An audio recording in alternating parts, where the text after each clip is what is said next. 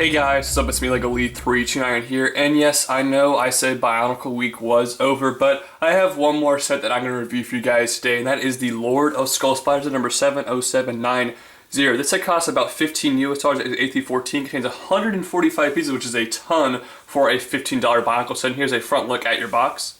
There is the back of the box. This set includes one instruction manual that has 33 pages of building.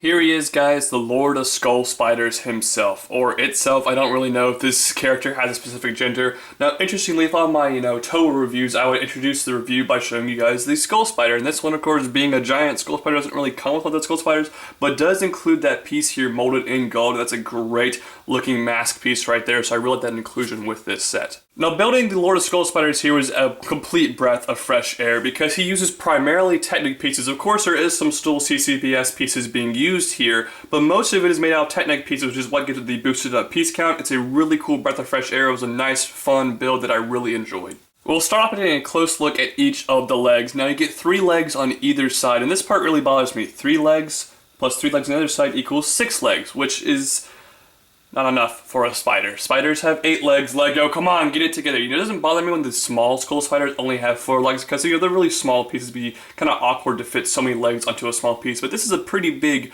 buildable character here. You could have easily have included 2 more legs, and it just really bugs me that they would make a spider, something they would call a spider, and only have 6 legs like a bug, which is just really unfortunate. That definitely bothers me about this set. With all that being said, the legs here actually look pretty cool. They're using some really nice translucent Technic pieces right there, which I really do like. And then the piece that we saw on Leia's shoulder pads is being used as the actual kind of leg joint, which is a pretty cool piece. Nice use of it right there. The back here is using a pretty nice torso design. It's actually all this is put on top of one of the protector torsos, which is a pretty cool thing. There is a ball joint exposed right there, which does bother me. And there's a couple more ball joints that aren't really as exposed, but they are inside there, which it does bother me to just see uncovered ball joints, but it actually looks pretty cool. And now you're probably wondering, what in the world is this giant thing sticking out from the back? Unfortunately, this does stick out quite a bit. It looks kind of ugly in my opinion. This is kind of a handle for the skull spider right here, and actually if you push on this piece, it will trigger a rubber band underneath here and these gears. Now these gears are in yellow. I have no idea why they're in yellow. Kind of wish that they were in black because the yellow does kind of stand out, but if you push on that,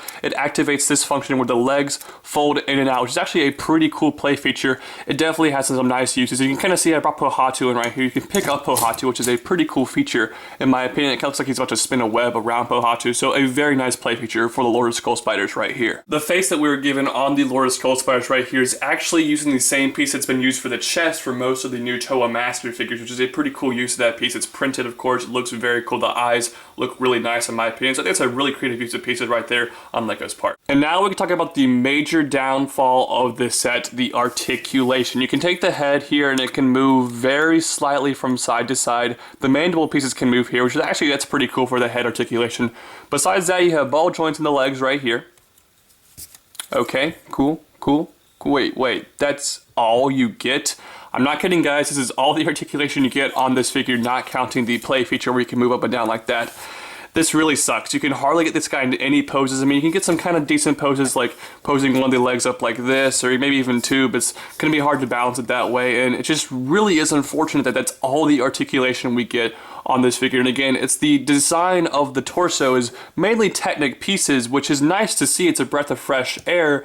But that being said, they kind of went to, more Technic pieces and it gave it less articulation, which really is an unfortunate thing about this set that I just do not like. Alright guys, final words here on the Lord of Skull Spiders. First off, this set costs $15 US. It has almost 150 pieces. I mean, this set is 10 cents per piece, and this is a Bionicle set where 20 cents a piece is usually the golden ratio for those sets. So the value here is fantastic. And I think it looks pretty cool. Besides the giant handle thing and the yellow gears, it actually has a very nice look to it. Of course, I did complain a little bit about the only 6 legs on this figure. And I really appreciate what Lego has done here, using mostly Technic pieces to make this figure. That being said, there's almost no articulation, almost no posability here, which is really, really unfortunate. So putting all of that together, this is just kind of an okay, mediocre figure. He's not great. He's not bad enough for me to give him a negative rating, so I'm going to give him exactly a 6 out of 10.